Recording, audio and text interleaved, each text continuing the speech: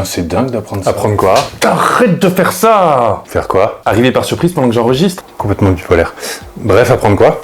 Que le territoire de France s'appelait encore la Gaule à l'époque de Jeanne d'Arc, et même encore longtemps après. Ah ouais? Ouais, regarde.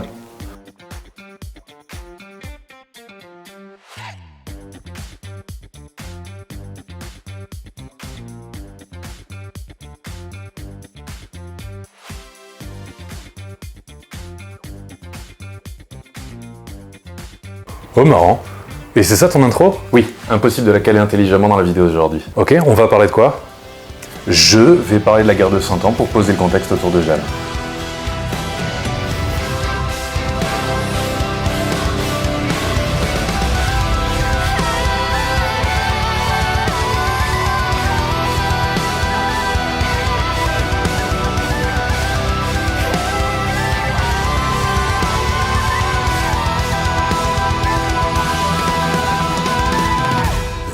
La guerre de 100 ans, on en a tous entendu parler. On sait plus ou moins qu'elle opposait la France et l'Angleterre, mais on sait pas quand elle a eu lieu, pourquoi elle a commencé, ni comment elle s'est finie. Et ben ça tombe bien, la réponse sur dit vous ne l'aurez pas. Après tout, rappelle-toi une chaîne de cinéma et pas d'histoire. Je vous renvoie vers le contenu de mes homologues youtubeurs qui font ça beaucoup mieux que moi. Cool. Du coup, tu vas à l'essentiel? Ce serait mal me connaître, mon bon Glaude.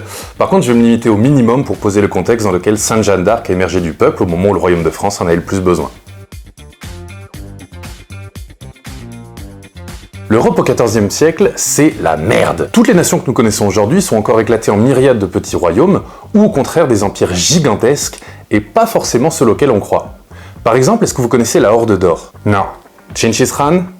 Gengis Khan? La meilleure chanson du monde? Non! L'empereur Gengis Khan, le boss final des plus gros empires qui aient jamais existé. En effet, la Horde d'Or turco-mongole, ou mongolo-turque mais ça sonne moins bien, commence très sérieusement à gratter au portillon et représente même la 3e plus grosse population européenne. Mais l'Europe connaît également une violente dépression économique et démographique, notamment due à la peste noire, qui est en fait une accumulation de plusieurs épidémies. Faut dire aussi que niveau hygiène, le Moyen-Âge, on est plus proche de Koh Lanta dans les égouts de Paris que Josiane et Maryse dans C'est du propre. Et au milieu de tout ce bazar, deux puissantes dynasties sont plus occupées à jouer à je te tiens, tu me tiens par la peau des boules, car c'est changer des recettes de cuisine.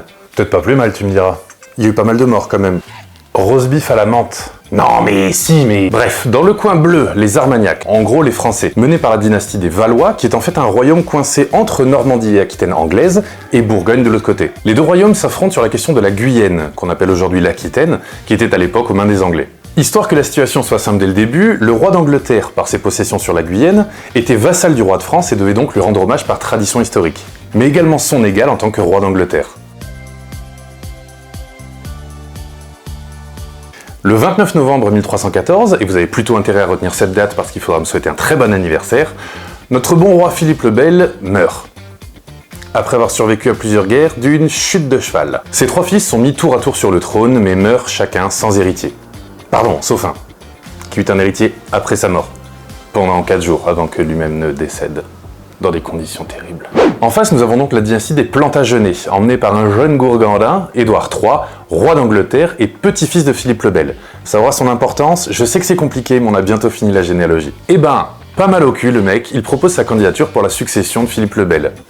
De fait, il a le droit, mais comme ça se fait trop pas. Choqué.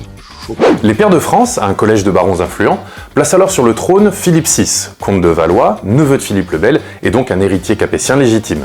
Moins qu'Henri III, mais faut quand même pas déconner. Bref, nous voilà donc avec un Français entre le trône et la couronne de France. Une fois n'est pas coutume en cette époque troublée, malgré que la loi féodale soit de son côté, Édouard III respecte à contre-cœur la décision et rend hommage au roi de France, espérant ainsi apaiser les tensions entre les deux familles et donc les deux royaumes. Sauf que... Surprise, motherfucker! Philippe VI, notre bon roi, en a décidé tout autrement, et renouvelle une alliance signée 33 ans plus tôt entre les royaumes d'Écosse et de France dans leur guerre mutuelle contre la perfide Albion. Notre bon général de Gaulle l'a qualifiée d'ailleurs de plus vieille alliance du monde, et de fait, légalement, elle n'a encore jamais été révoquée.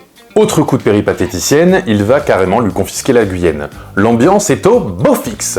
Édouard III va alors relancer sa prétention au trône et va se proclamer roi d'Angleterre et de France. On est en 1337 et vient de débuter la guerre de 100 ans qui va durer jusqu'en 1453.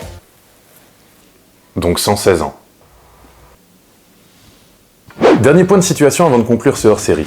Suite à l'alliance entre les Anglais, désormais maîtres de Normandie et d'Aquitaine, et les Bourguignons, Jean le Bon, roi de Bourgogne, va profiter des pertes de lucidité de Charles VI, dit le Fou, pour lui faire signer le traité de Troyes en 1420, qui veut que la succession soit offerte au nouveau roi d'Angleterre Henri V et pas à son fils Charles VII. Merci de m'avoir regardé, cette petite vidéo prépare la prochaine qui traitera factuellement de la vie de Jeanne, puis ensuite on se détournera un petit peu de l'histoire pour aborder plus concrètement le cinéma. N'oubliez pas de liker et vous abonner, ça prend 5 secondes et c'est gratuit. Si vous voulez me laisser un petit commentaire, tout ça m'aide beaucoup sur la visibilité. Je vous en remercie beaucoup et je vous dis à bientôt.